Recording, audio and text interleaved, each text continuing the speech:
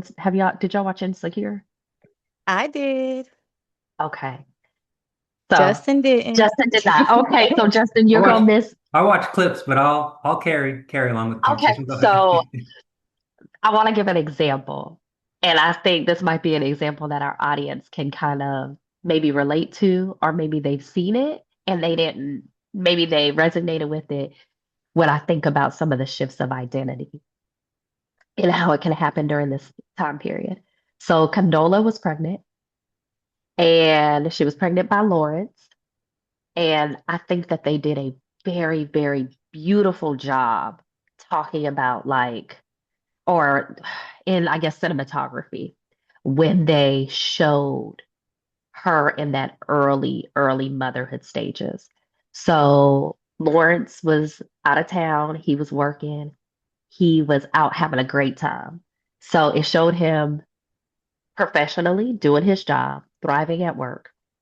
It also showed him being able to go out and date. It also showed him being able to go out and hang out with friends.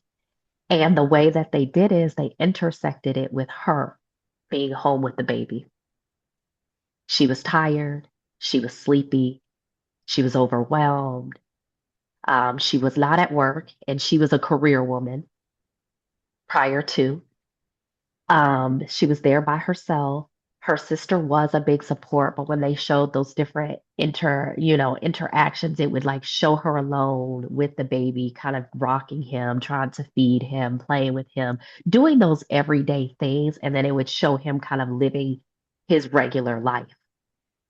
And I thought that they did a really good job of showing how this woman that essentially did everything that Lawrence did before, she kind of had a very similar lifestyle. She ended up having a completely different one after she had this baby. And so trying to figure out, how do I navigate this role that I'm in here now as a mother when I used to have this same role that he had? And it talked about like that pull and that shift. And I thought that they did like a really good job of pulling that in there and highlighting it. And I think that's what happens because, yes, I'm sure Condola wanted to be there. She wanted to be a mom. She wanted to be there with her baby as well. But I'm sure she really wanted to go back to work when she wanted to. I'm sure she wanted to be able to go hang out with her friends when she wanted to. I'm sure she wanted to be able to go out on dates because her and Lawrence weren't together anymore when she wanted to. I'm sure she wanted her body to feel and look maybe how it used to feel and look, but it didn't because she just had a baby.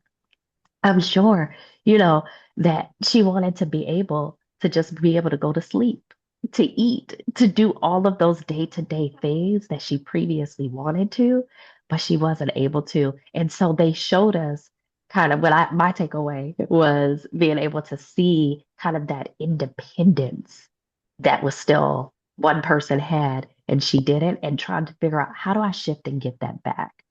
Um, and so identity is really a huge thing that we work on when I see my clients. It's like, how do I evolve into the person that I want to be now that I am a parent?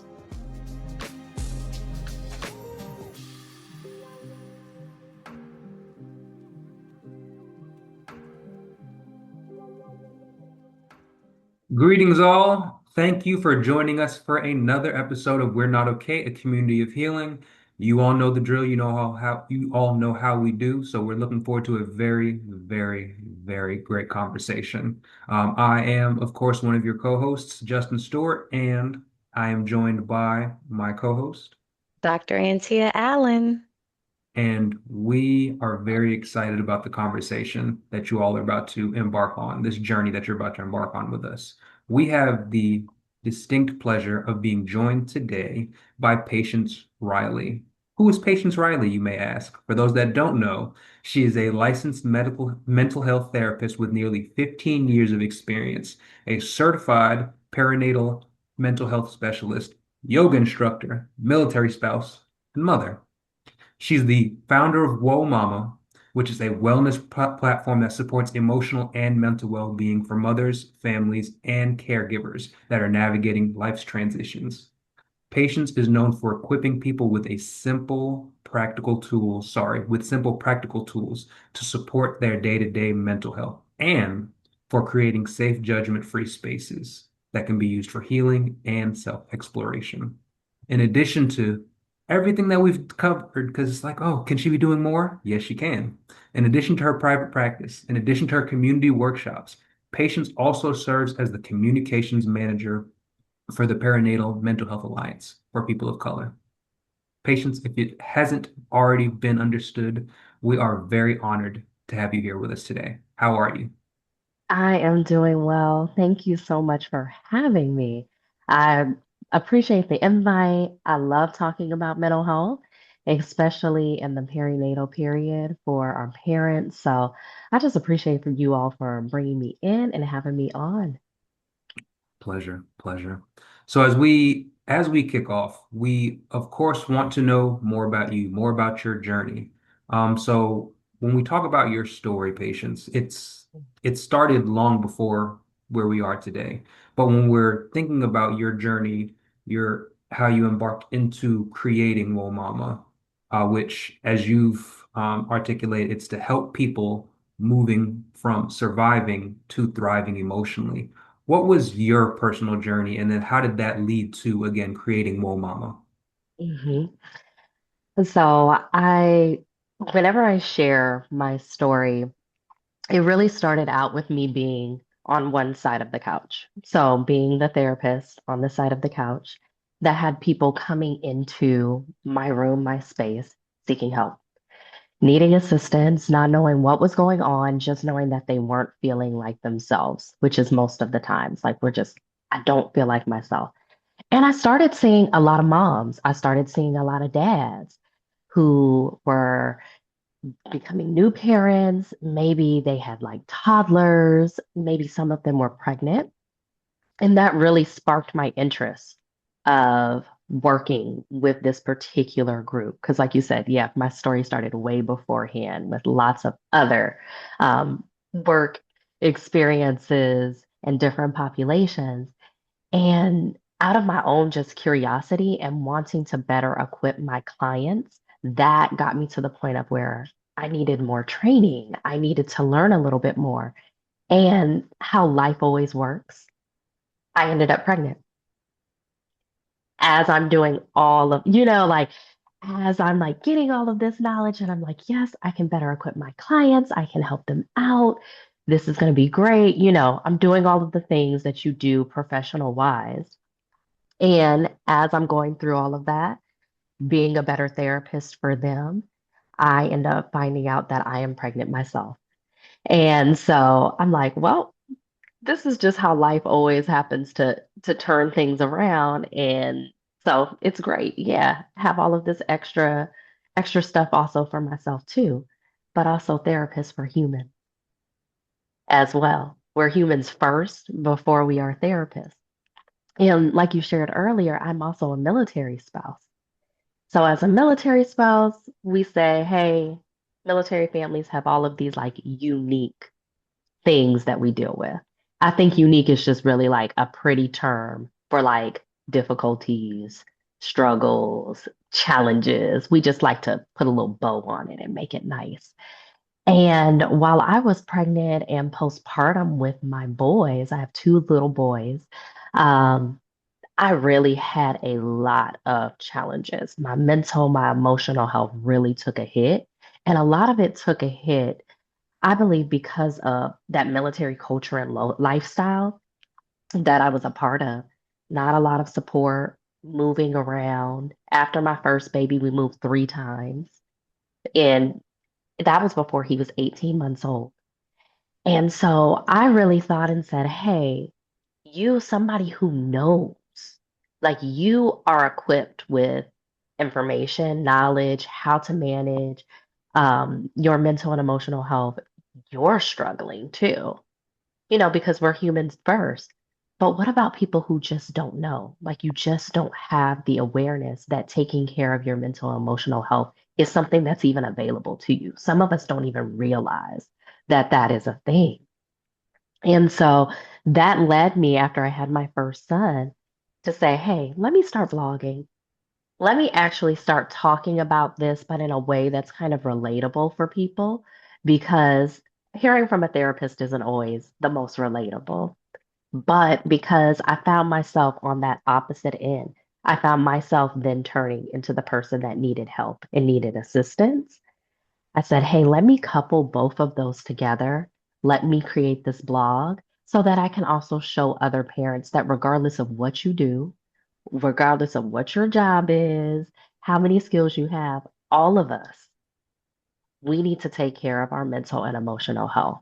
And it's not that I wasn't before, but I just needed to do it in a different way now that I was a parent. And then when I became a parent of two, I had to do it in a different way also. So, Whoa Mama really stemmed from that because I feel like a lot of us are just out here literally just trying to survive. We're just trying to white knuckle it and just say, hey, I'm just going to do this when we can really shift out of that space.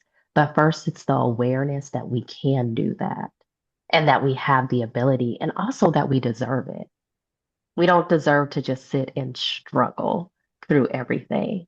So, I hear that just so many times working with clients. So Whoa Mama really stemmed out of that space of, gosh, we can really be thriving in these spaces, and it does not have to be common for us to struggle in them. So a little bit of a snapshot of it. Well, thank you again for the snapshot of course, if everyone wants to continue to learn more, you just do a quick Google search. Whoa Mama. We'll also have in the show notes if you want to look it up, but Whoa Mama, Patience Riley. It's a lot of great material. It's a great story, a lot of great services that you provide. And I'm glad that it's a situation of you did mention the fact that, hey, therapists are humans too, and you being able to take some of the own, I guess, unique items or struggles that you were dealing with and saying, hey, let me find a way to support myself, of course, because now as a person that is of one with multiple children, not just one child, I think it's a service that provides for you, but then it's also something that, pays back to yourself. So you can provide it for your clients, but then it also helps reinforce certain things that you may be dealing with on a day-to-day basis. So we're always glad when we hear individuals that have these great services, and it's very, very personal to them because of their own personal experiences. Yeah. Today's episode is sponsored by BetterHelp. Here at We're Not Okay, a community of healing, we've built a space where individuals can come together to process grief, manage stress, and share truths that are often carried in silence. Now, healing isn't only about conversation, it's also about getting the right support when you need it most. That's where BetterHelp comes in. They connect you with licensed therapists online, anytime, anywhere. So you can get guided help from an expert in a supportive space you can trust. Therapy isn't just for the hard moments. It's also a tool for personal growth and development. And one of the best features of BetterHelp is that if you don't feel like that first therapist is the right fit, you can easily switch to a therapist that you truly connect with. With over 7,000 reviews and a 4.5-star rating on Trustpilot, BetterHelp is a platform that you can rely on. It's something that you can trust. So visit betterhelp.com/the not okay pod. Again, but it's going to be down here too. Betterhelp.com/the not okay pod. And with that, you'll get 10% off your first month of therapy. Because just like this community, you don't have to work through life's challenges alone. So one thing that came up was this idea of the challenges and the struggles that happened from um, this transition, right? This major transition from being patients to patients plus two. And so one thing that I think of, especially as a mother, is the major adjustment I had to, because I'm like, when did I have my first kid? I can't even remember how old I was. I was 33. And at Hmm. 33, I'm like, I've lived 33 years of life. I've been who I am for 33 years, right? And now I'm going to be a mother. And I remember wanting to hold on so tight to like, you're still, the same person you were before you had this child. Nothing needs to change. You can still be you.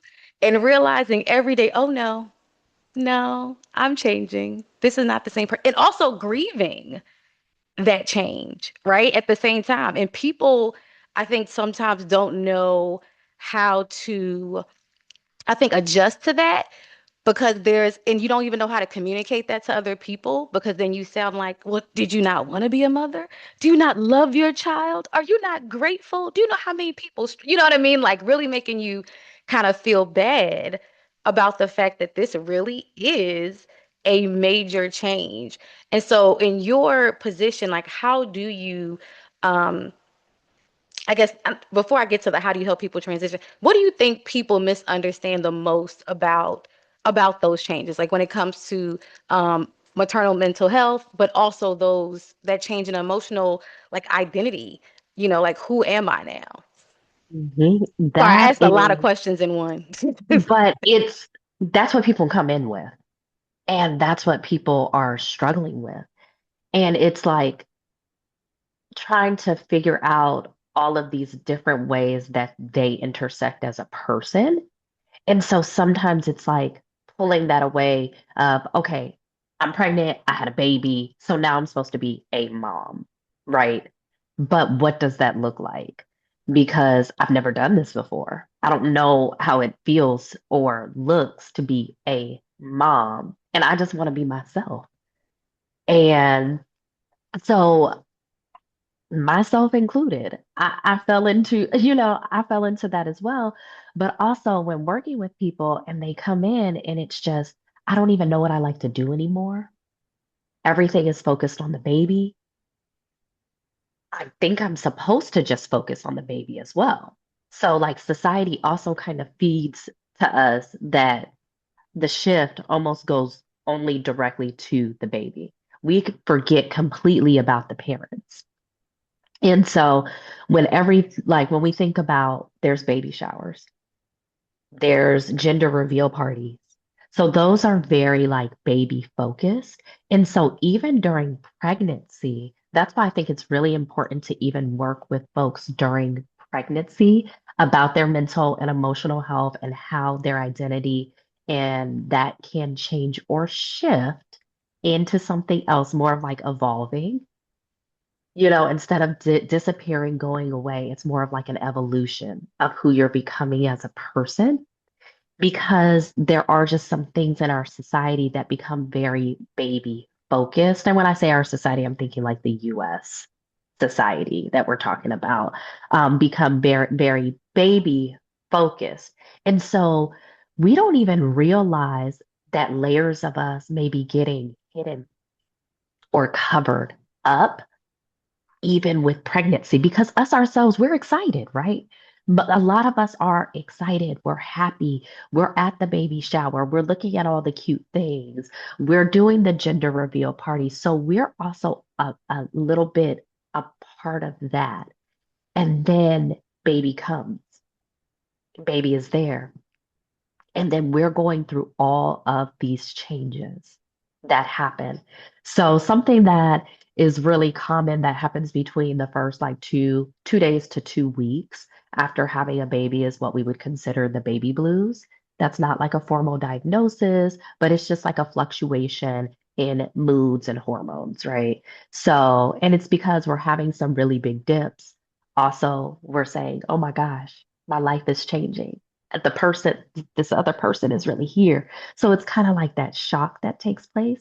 And I feel like that's sometimes when we have that really big transition, and we may hear people say, these folks are really going to send me home with this baby. I don't know what to do. Like, they really sending me home. So I almost feel like that's when it like triggers in our heads that, wow, I'm really transitioning into being somebody's parent. Like, I'm not just pregnant, or, I'm just not with my partner who is pregnant. I am really somebody's parent right now. And we do have those hormonal changes that happen within our bodies, but then also that shell shock, that mental, that emotional shock that can happen too. And I think that's when it first kind of hits for us that this big transition and this big shift is happening in us. And it's us just kind of talking about it and commonizing that that is an experience that people go through and that you may struggle with figuring out who you are now that you have this different identity and how does this fit into your life. And you don't have to strip away or hide the pieces of yourself, even though that might start happening with some of our like customs and things that we have that come into place, you can still be there. You can still be a person. And so I really think it's us knowing that that happens first. And two things can exist at one time. So you can grieve your old life. And that feels really strange, I think, sometimes when people are saying, like, I'm a terrible parent, I'm a terrible mom. That's what sometimes I'll hear that come out because they're like, I just want to go and kick it with my friends like I used to. I really don't want to be here doing this right now. I want to do what I was doing before. Um, do y'all watch the show? Did y'all watch Insecure? I did. Okay. So Justin didn't. Justin did not. Okay, so Justin, I you're watch gonna miss. I watch clips, but I'll carry along with the Okay, conversation. Go ahead. so I want to give an example. And I think this might be an example that our audience can kind of maybe relate to, or maybe they've seen it and they didn't, maybe they resonated with it when I think about some of the shifts of identity and how it can happen during this time period. So Condola was pregnant and she was pregnant by Lawrence. And I think that they did a very, very beautiful job talking about like, or in, I guess, cinematography, when they showed her in that early motherhood stages. So Lawrence was out of town, he was working, he was out having a great time. So it showed him professionally doing his job, thriving at work. It also showed him being able to go out and date. It also showed him being able to go out and hang out with friends. And the way that they did is they intersected it with her being home with the baby. She was tired. She was sleepy. She was overwhelmed. She was not at work, and she was a career woman prior to. She was there by herself. Her sister was a big support, but when they showed those different interactions, it would like show her alone with the baby, kind of rocking him, trying to feed him, playing with him, doing those everyday things, and then it would show him kind of living his regular life. And I thought that they did a really good job of showing how this woman that essentially did everything that Lawrence did before, she kind of had a very similar lifestyle. She ended up having a completely different one after she had this baby.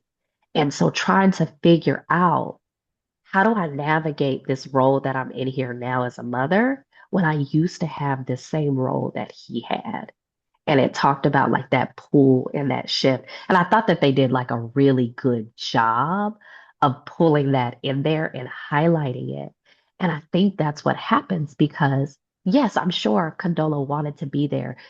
She wanted to be a mom, she wanted to be there with her baby as well. But I'm sure she really wanted to go back to work when she wanted to.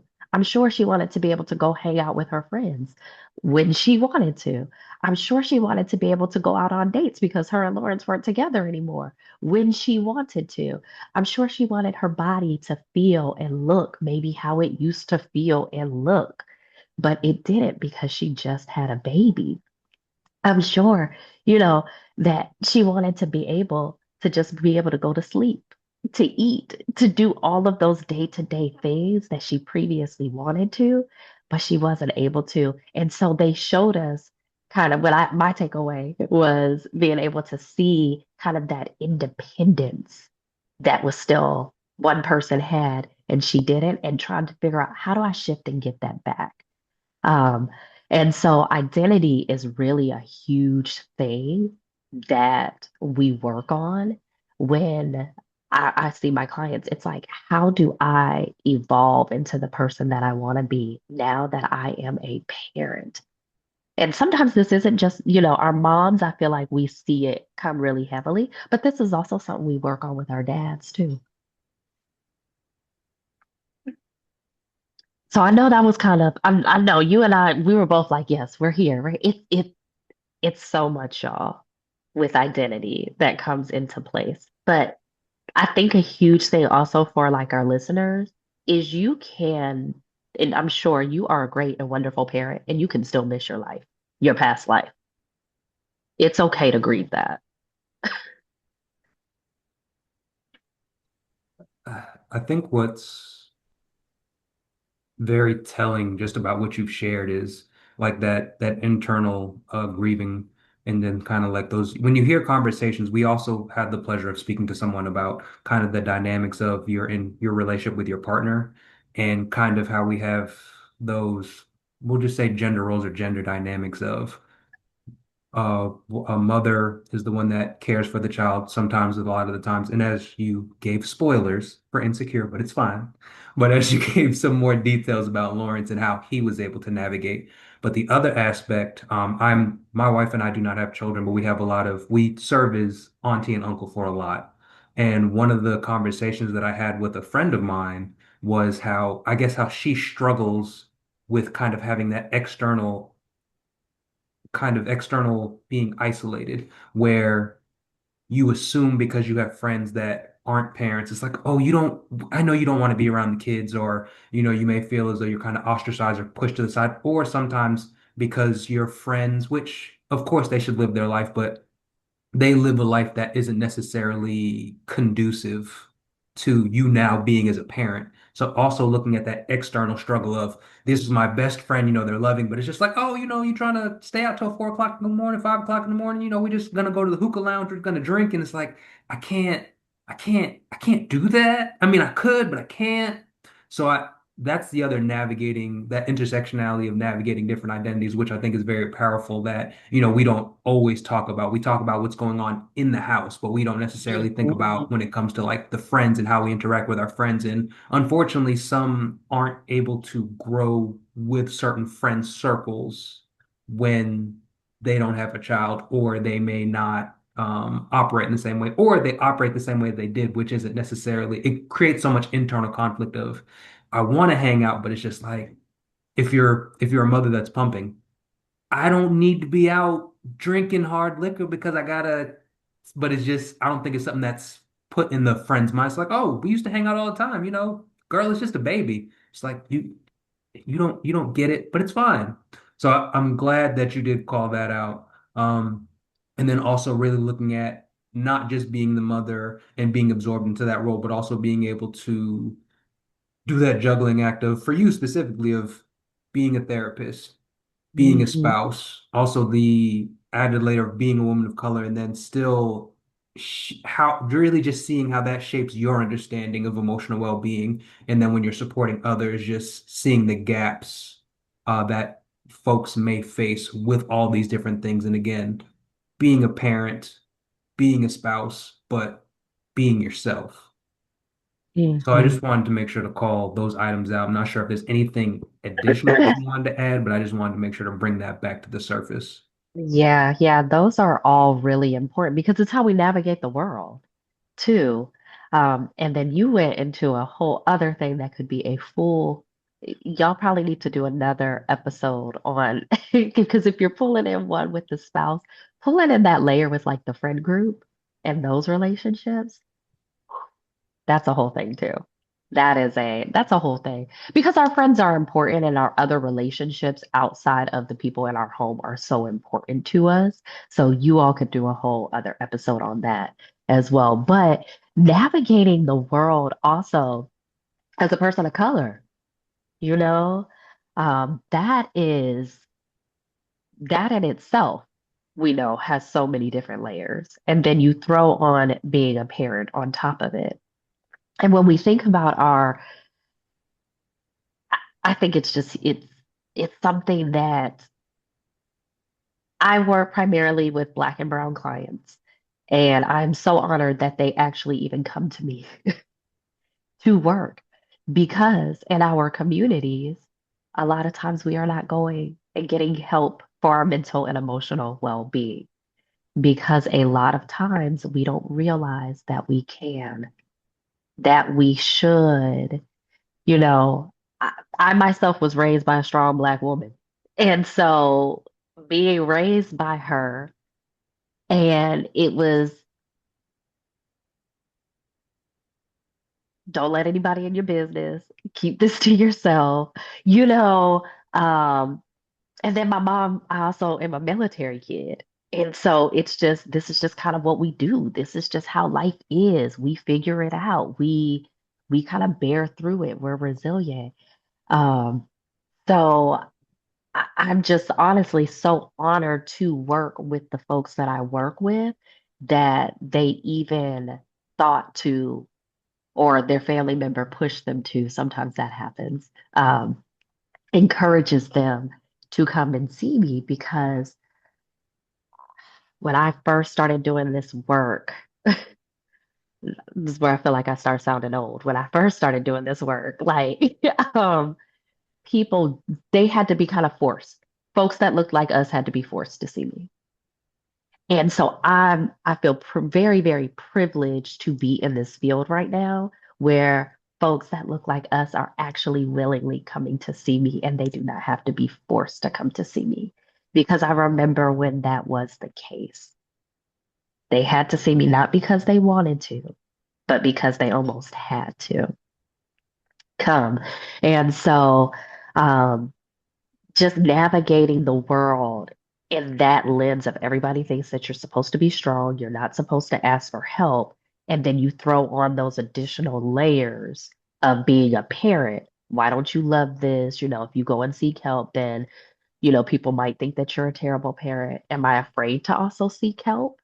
Because I think somebody might try and call like CPS on me as well. So I think about all of those layers of navigating the world as a Black or brown person.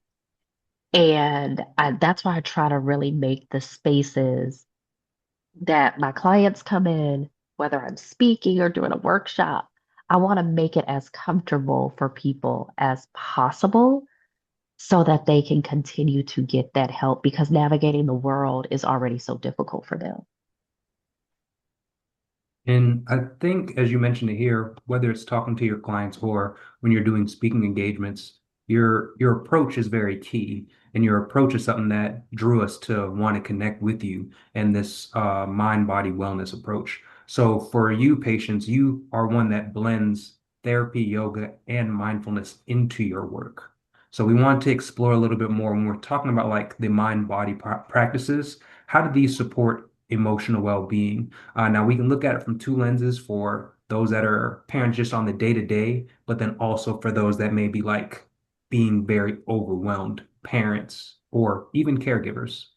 Hmm. And I also just say, like, I'll throw in another, just overwhelmed people You know, or people that aren't even overwhelmed. Honestly, I'm biased. I'm a therapist, y'all. So I'm biased. I think, regardless of whether or not you are feeling emotionally overwhelmed, agitated, um, sad, lonely, taking care of your taking care of your wellness as a whole, and that includes mental and emotional, because our heads and our hearts are a part of our body. They're all attached. They didn't get detached. It can be really helpful for us as well. So I like to encourage folks first when you are one thinking about something like mindfulness, don't overcomplicate it. Mindfulness is about just being present in the moment. That's it. Being present in the moment. So let's just strip it down. Let's just break it down. So you're listening to this podcast right now. You can be very mindful in the moment. This is one of the times where we can simply engage those senses. You can hear my voice. So that's kind of getting in our auditory. You're able to see us. You can look at the different colors that we have, look at our clothing, look at our skin, look at kind of our backgrounds, look at our hair that pulls into your sight. If you have something that's close to you, Whether you're driving, you can feel your steering wheel that's right there, maybe your seat, you can feel your cup, something that might be there around you. So that's bringing in touch. If you're in a season that you're listening to this where you are not stuffed up and you can smell something, you can try to smell what is around you. Um, I was sharing earlier that I had a little bit of the sniffles, so it's a little hard for me to smell, and that's fine because I got all of these other senses that I can pull into place, right? So if a sense is not available to you, so for example, like if somebody has blindness or it's difficult for them to see, just pull into a different sense as well that's going on for you. But that's something you can be fully engulfed and mindful in those moments. And so I like to encourage people to just really those simple little acts of the day of just enjoying your coffee. You can do that same type of activity, and I encourage people to do those types of activities with something that they're drinking. If they're a parent and they have a little dinosaur or something that's around them, they got a little toy, you can do the same thing. You can touch that toy, you can look at that toy. You can get outside and walk, and you can do that same engagement with your senses. And if you're fully being present, and that means even with your thoughts. And that's why it's good to get the brain active in a different type of way. Because when we think of overwhelm, sometimes I don't appear overwhelmed, but right here, it's just like spinning in my head. My head and my mind is overwhelmed and it doesn't stop. So mindfulness pulls us to the present versus pulling us to the future or having us be in the past. And it brings me right back to where I am right now. And so by engaging my senses, one, it pulls me back to slow everything down. It can slow my mind, it can slow my body. And then when I even think, I'm kind of shifting slightly when we're thinking about our folks that are healing from or trying to get to a space of healing from past experiences, past traumas, or things that may have affected them, they're getting pulled back to a past experience. Mindfulness keeps them in the present. It keeps them in that space of, hey, I'm grounded here. I'm safe here in this particular space and time at this moment. And then once they're grounded, their heart rate's a little bit slower. They're reminded, okay, I'm here. I'm not there. Then we can kind of start to explore some of those past things as well. So it can keep us from the future, it can keep us from the past, but it can really, really be helpful with grounding you with where you are now. So, like, those are just some little, I'd be like, go on a mindfulness walk, do your mindfulness cup activity. Like, so, like, my clients know what those are now because we'll kind of go over what they are. When it gets cold, I say, like, go outside really quick and just feel like a rush of cold air on you. And that can kind of like shock you back to where you are and pull you into the present. Um, but some other things that are really good. I know we all know YouTube University. We all go on there. Like, there's really good guided meditations, y'all, that are on YouTube. And like a guided meditation, if you're having a hard time saying, okay, yeah, I was able to kind of do this with you because I'm listening to the podcast, but you're not here right now. A guided meditation is so helpful. Like, because you can also like listen, it kind of pulls in sound for you. Or you can watch something that kind of like moves across just gently. I like watching like the lo-fi chill that's on YouTube. It like slight movements. And that's something that you can look at. Also, if like sound is not accessible to you, and you can just watch those slight movements and engage your senses. So it's just like a couple of just little small, tiny things. And as y'all heard that I shared, we can pull this into our everyday life. I think it's just either one, we just really just don't know about it. We feel like we're too busy. You're not too busy. That's like 5 minutes. I want to like, I have to debunk everybody. I used to be a booked and busy person, so I feel like I can relate to you, but we are not too busy. 5 minutes a day is enough. It is enough for you to do some of these things to keep you present. So those are some of those like simple, what we would say like mindfulness. Those are some of my favorites that I like to pull in and I say, hey, just try those and let's see how those go. And it's usually the consistency. Consistency is key. Being consistent and being intentional. So doing this every single day. I'll have somebody that comes back and maybe they missed like 2 days or 3 days. And they were like, man, I didn't think that thing was working until I didn't do it.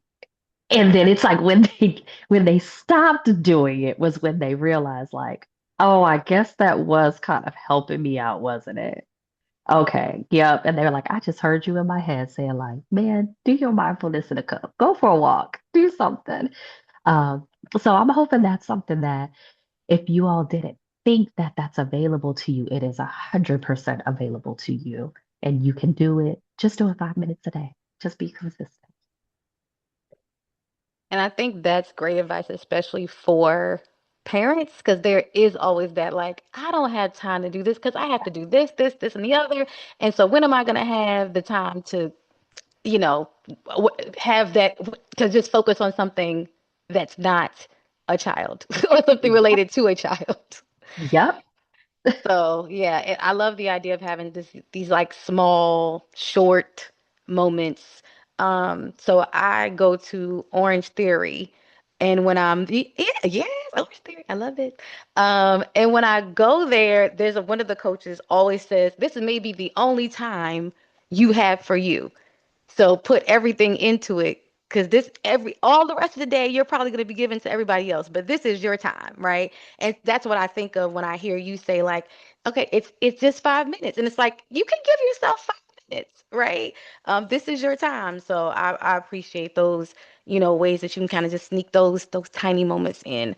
Um, One thing that you brought up in the very beginning was that idea of being a military spouse and having to move pretty often, right? And with moving often, I'm sure it can be pretty difficult to do things like maintain friendships or build new friendships. And so, as someone who was pregnant and moved from New York to Tennessee, knew no one in Tennessee, I remember feeling like, oh my gosh, there's nobody out here except for me and my husband. And then I had a baby, and my mom, she lived in upstate New York, and she'd come back here and there, but she wasn't there every day, which I Yeah. know many military spouses deal with as well. Maybe a parent comes to help out. It can be a lot, and it can be a lot to even try to figure out how do you find community, right? When you're constantly moving, and how do you find community when you're totally brand new?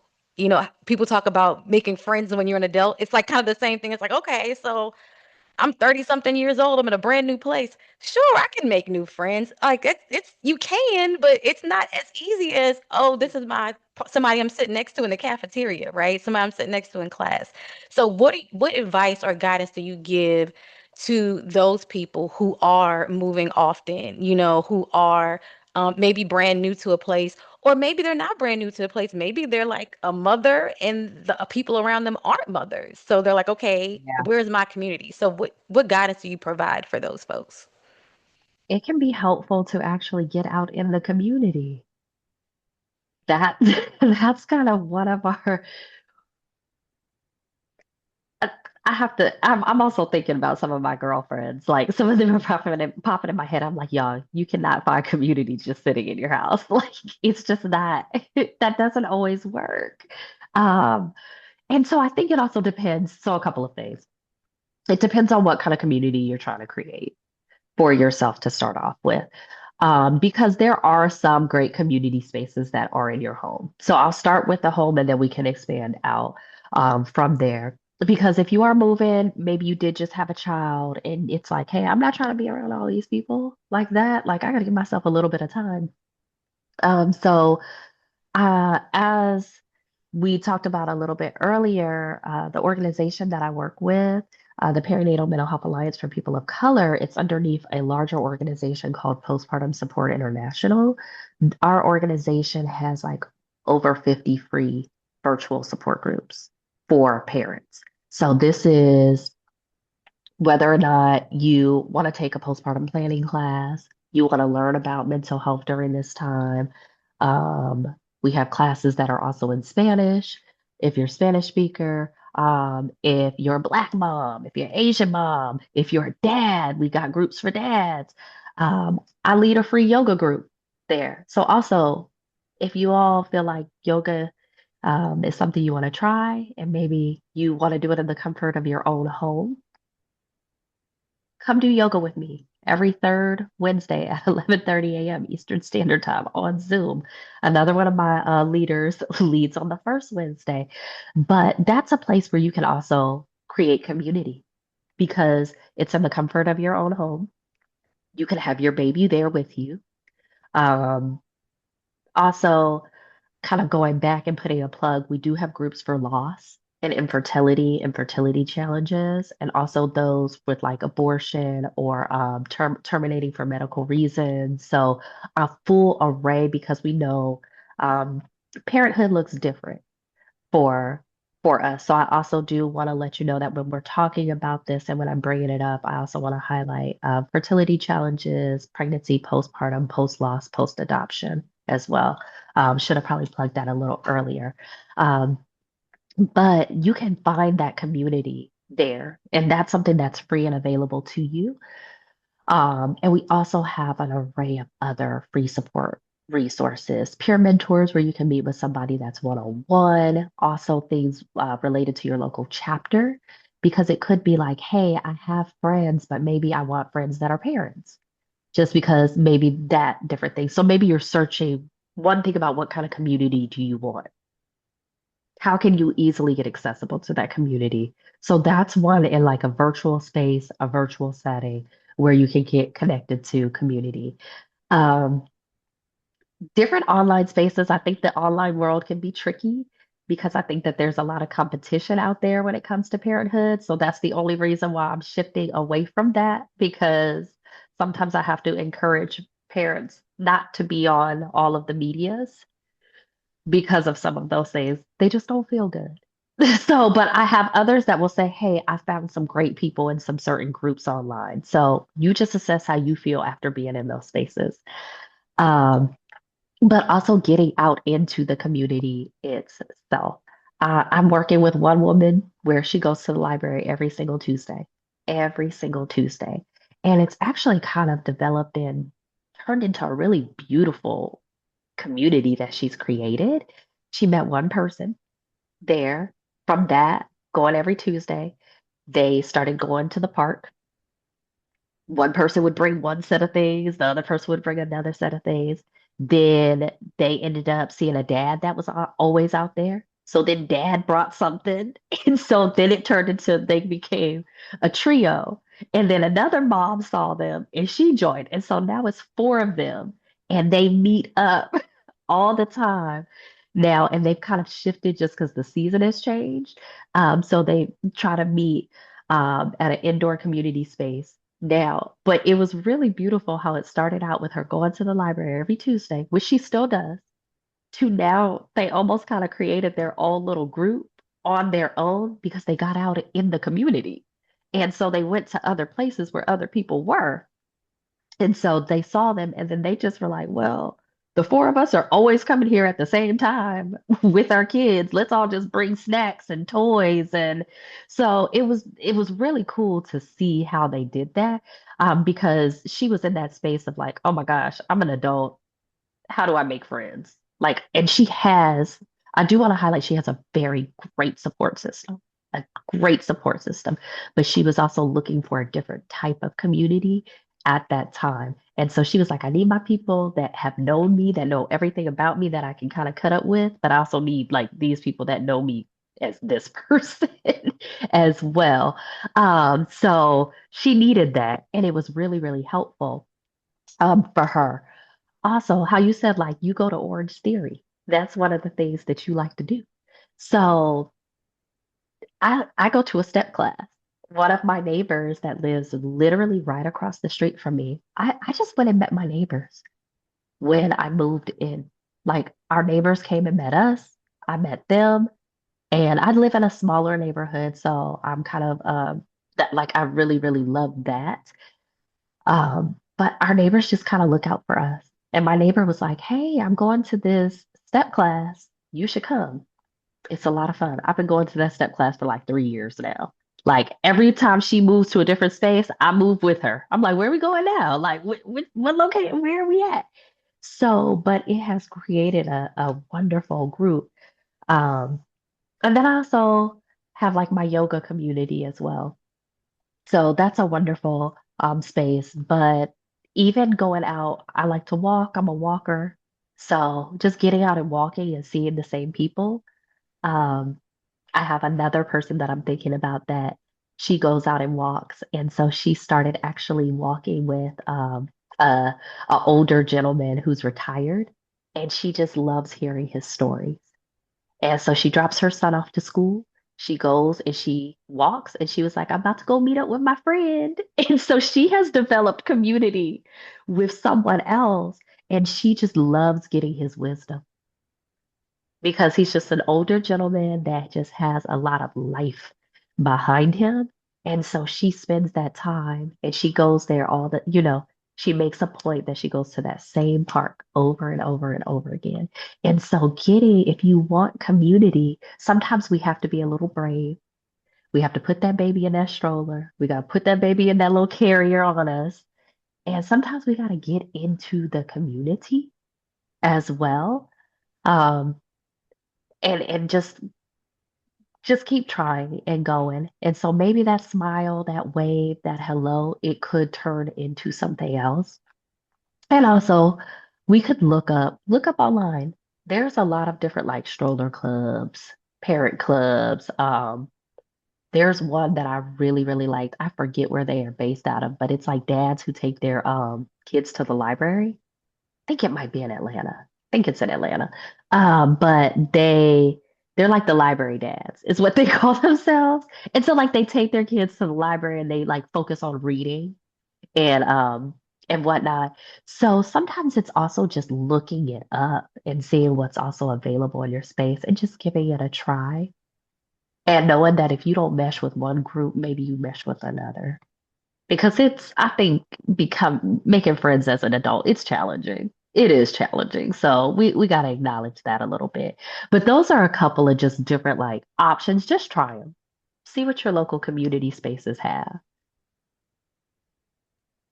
What I do like about what you've been pulling from this whole conversation, even when we're talking about community, is, and I think something that whether you're a parent or not, I just think speaking to individuals, generally speaking, is we are so we have so much of a commitment to others that sometimes we fail to know that we also have a commitment to ourselves, and we fail to see that, we need to make sure that we always use the term of pouring from an empty cup, but we have to continuously make that time, 5 minutes, 10 minutes, a stroll, just having that mindfulness, all of those aspects to self-healing, self-improvement requires you to commit to yourself. But I think some of us are really just so accustomed to saying, "Hey, I'm gonna do for everybody else, and that's going to be filling for me," without actually pouring into yourself. So, I mean, I'm very glad that you called that out.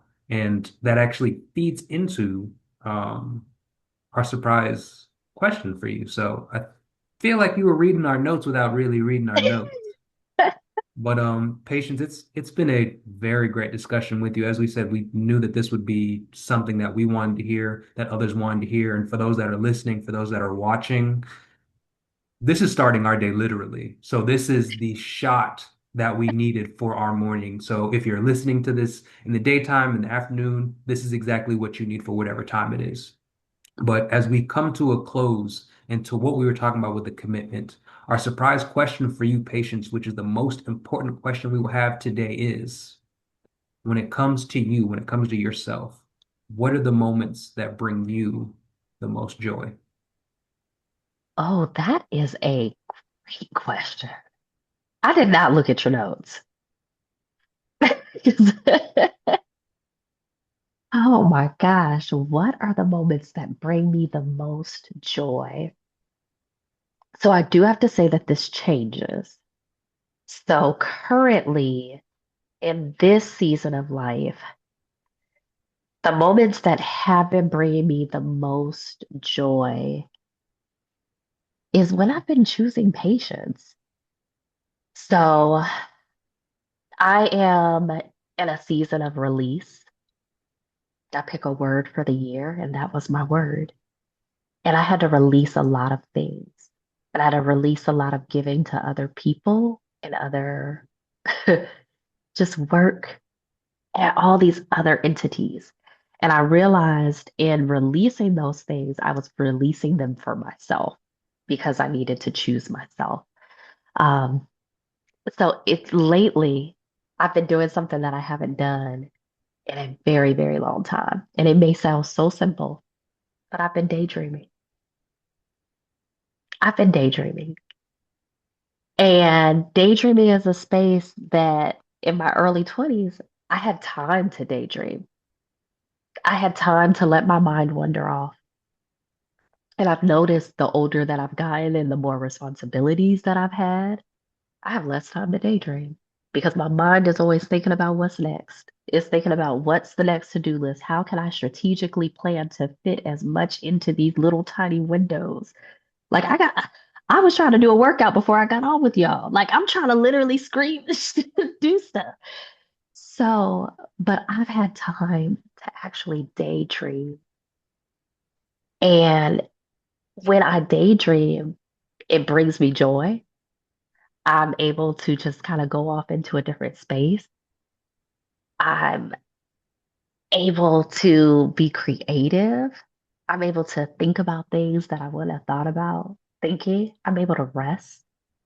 I'm able to do so many things in a daydream. So, in this particular season right now, because it's okay because I'm an evolving person, that's what brings me joy. It has really just simply been to daydream. So I think that was such a beautiful question. Thank you.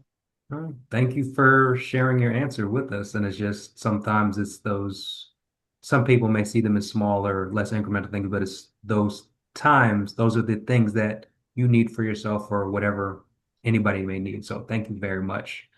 Um, hmm. It's one of those, it's always those moments where you wish we could stay, but we know, it leads to another discussion for Oh, our yeah. listeners, for our viewers. The conversation is always after the conversation. So, we look forward to everyone really digging, sinking their teeth into this conversation and seeing what they pull from it. And thank you again for giving us some type of blueprint or giving us a roadmap of going from surviving to truly thriving and how everyone can pick what works best for them. So again, patience, it was a pleasure. Thank you very much for allowing us this time to connect with you and allowing this time to learn from you. Thank you so much for having me. Hey, if you all, we need to do a part two, let me know because we can go on and on and on. So thank you so much. Take care. Thank you.